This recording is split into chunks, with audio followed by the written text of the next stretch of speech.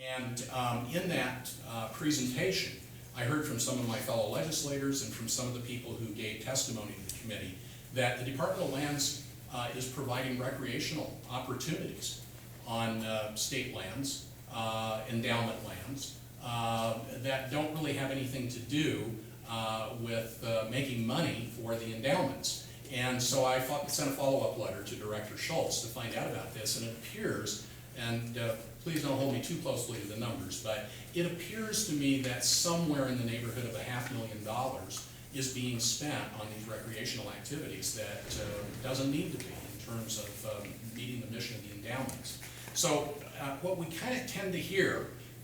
from the people who are responsible for managing the endowments is when they want to justify a commercial activity, they say there's only one consideration: the beneficiaries and how much money we can make for them. But when we're in other contexts, we hear that there are other activities that are taking away from the earnings of the endowments that are justified on other grounds. And in this case, it was recreation on state lands. So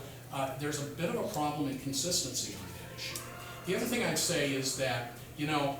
just because you have an obligation as a trustee to earn the most for your client that you can, doesn't give you a license. And I'm not for a moment saying that the IDL or the department or that the land board's done this, but it doesn't give you a license to go out and break the law to make money.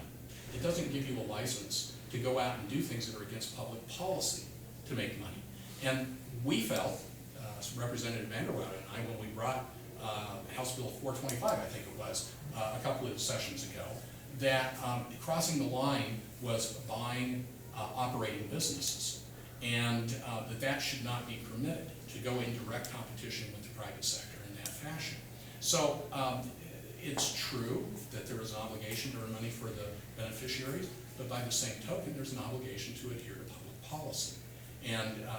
the obligation to earn money for the beneficiaries isn't a blank check just to ignore public